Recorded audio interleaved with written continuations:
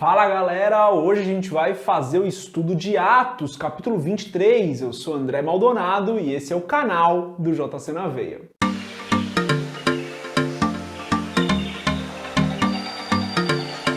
Atos 23 é uma continuação bem próxima da história que a gente vê em Atos 21 e 22. Atos 22 termina ali com Paulo sendo levado para o conselho, para ser julgado ali no conselho dos anciãos.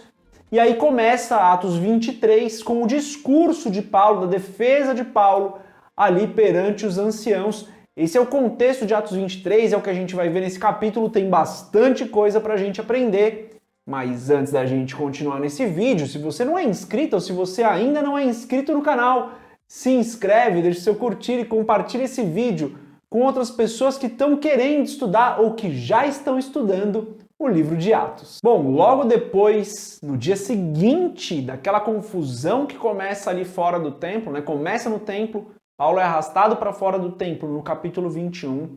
No capítulo 22, a gente vê Paulo discursando para aquelas pessoas que tinham ferido ele no capítulo 21. Cláudio então prende Paulo, leva Paulo depois para o conselho ali de anciãos, de sacerdotes.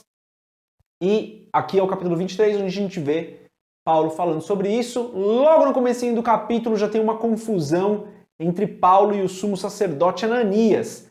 A gente lê ali, a partir do verso 3 até o verso 5, o seguinte.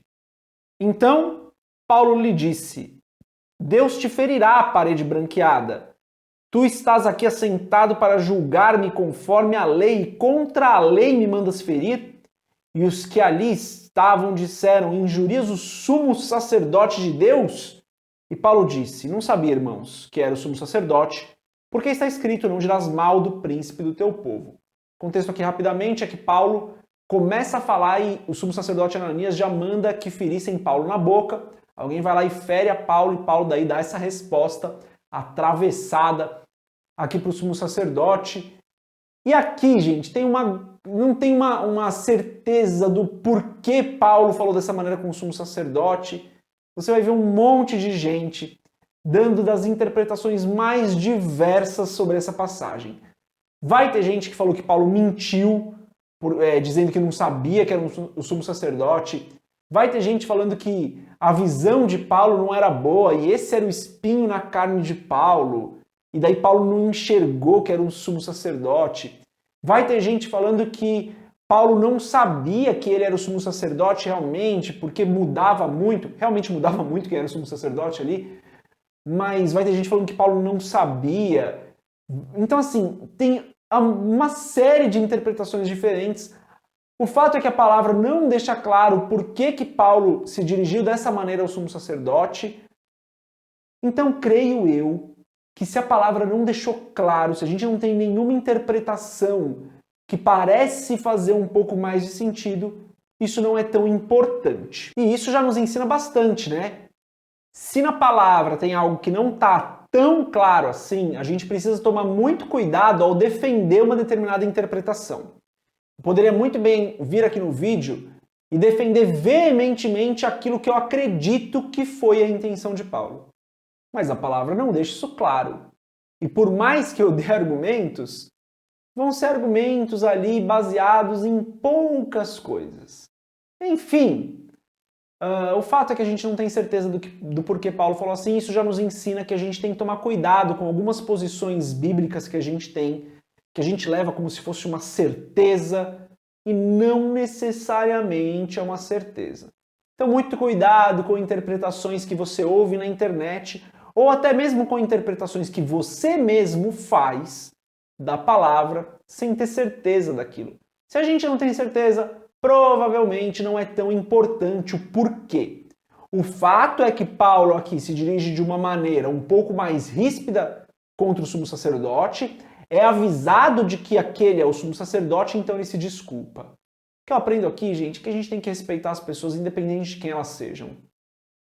Mesmo nos momentos onde nós somos injuriados, mesmo nos momentos onde nós somos feridos, como aconteceu com Paulo aqui, nós devemos respeitar as pessoas, não devemos tratá-las de uma maneira que nós mesmas ou nós mesmos não gostaríamos de ser tratados. Então, muito cuidado com a maneira como você trata as pessoas, mantenha um bom testemunho diante das pessoas. E não estou falando que Paulo errou, não estou falando que Paulo acertou. Atos é uma narrativa, não tem julgamento de valor por parte do escritor de Atos. Também não vou fazer nenhum julgamento de valor aqui.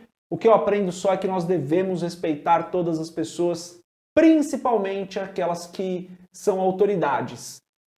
Sejam autoridades instituídas por Deus, sejam autoridades dos homens, devemos respeitar as pessoas. Daí ali nos versos 6 a 7, a gente vê Paulo causando mais uma confusão quando acontece o seguinte, está escrito assim: e Paulo, sabendo que uma parte era de saduceus e outra de fariseus, clamou no conselho: varões e irmãos, eu sou fariseu, filho de fariseu.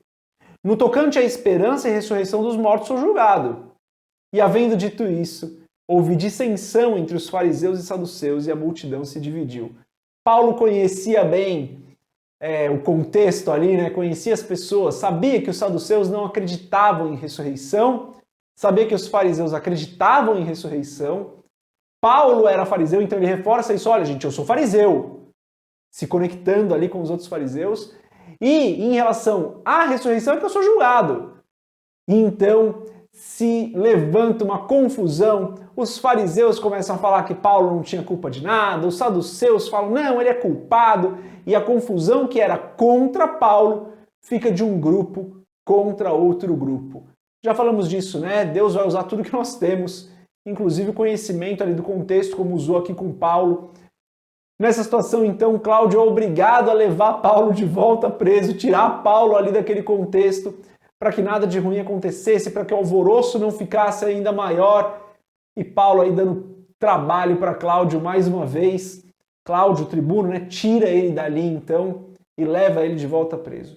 De novo, a gente já falou disso no último vídeo, né? Deus vai usar tudo o que a gente tem nas situações que se apresentarem para nós. Aqui Paulo usa do conhecimento dele para que ele se livrasse daquele momento de julgamento ali. Paulo então é recolhido de volta por Cláudio, como eu falei, e no versículo 11 a gente vê Jesus falando com Paulo. Está escrito o seguinte: e, na noite seguinte, apresentando-se-lhe o Senhor, disse: Paulo, tem ânimo, porque como de mim testificaste em Jerusalém, assim importa que testifiques também em Roma. Então, Jesus se apresenta para Paulo ali, dá uma animada em Paulo. Paulo que havia sido ferido, Paulo que havia sido preso ali pelo tribuno, tentou se apresentar de novo, deu confusão de novo, foi preso novamente. Então Jesus, na outra noite, aparece para Paulo e fala: Paulo, tem bom ânimo. Fica tranquilo que assim como você testemunhou de mim aqui em Jerusalém, você vai fazer lá em Roma. Paulo já queria ir para Roma, né? Então Jesus vem para ele e fala: olha, você vai falar de mim lá em Roma. O que eu aprendo aqui é que Jesus vai nos fortalecer nos momentos que precisar, Jesus vai nos consolar nos momentos que precisar, vai estar ao nosso lado. Como eu falei no capítulo 21, né? Se eu não me engano foi no capítulo 21 que eu falei isso, Deus vai estar presente nos momentos mais difíceis das nossas vidas, com a palavra correta, nos animando para que nós enfrentemos aí as dificuldades que estão por vir, para que nós enfrentemos tudo aquilo que se apresentar nas nossas vidas, para que a glória de Deus se manifeste através de nós, para que nós levemos o reino para as pessoas. Daí então, a gente aprende aqui que Paulo tinha uma irmã, porque os judeus mais uma vez armam uma cilada para Paulo, vão tentar matar Paulo. O sobrinho de Paulo fica sabendo, avisa Paulo. Paulo pede para que ele fale com o tribuno, Cláudio Lisias, né?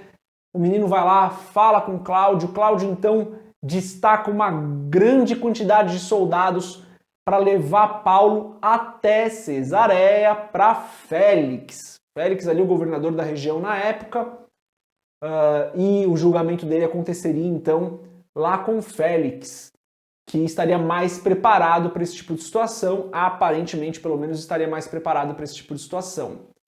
E aí essa cilada dos judeus, mais uma cilada, também não dá certo, porque Cláudio aí com bom senso destaca uma grande quantidade de soldados e livra Paulo da morte. Paulo se livrando aí da morte mais uma vez, Deus operando no momento certo, do jeito certo, para que o servo dele fosse livre da cilada que estava se apresentando para ele. De novo, Deus do jeito dele, no momento certo, da forma certa, na hora certa, vai nos livrar como ele entende que é o correto de se fazer, podemos confiar no Senhor que está ao nosso lado em todo o tempo, assim como esteve aqui com Paulo, e aí então se encerra o capítulo 23 com Paulo sendo liberto mais uma vez de uma cilada armada para ele. Galera, é isso, o capítulo 23 é um pouco mais simples que os outros capítulos que a gente viu. O capítulo 21 foi bem longo, né? O 22 ali com um pouco menos de eventos acontecendo. Aqui também a gente fecha o capítulo com o sobrinho de Paulo aí e Cláudio escrevendo uma carta para Félix, mandando Paulo para ficar lá com o Félix para que lá ele fosse julgado em Cesareia. Vale lembrar que Cesareia era a capital da província ali da Judéia, né? Então Cesareia era onde ficava o governador, por isso que Paulo é enviado para lá. Galera, é isso, você já sabe que aqui na descrição do vídeo tem um link para um texto lá do blog, onde você pode se aprofundar um pouquinho mais no que a gente falou aqui. Tem também o desafio do capítulo que eu recomendo que você faça. Não esquece de orar, de ler com calma, meditar, pedir a direção do Espírito Santo sobre isso que você leu, porque eu creio que você vai ouvir muito mais de Deus do que só o que eu falei aqui. Já devem estar aparecendo para você outros 2 vídeos para você assistir. Deus abençoe a sua vida.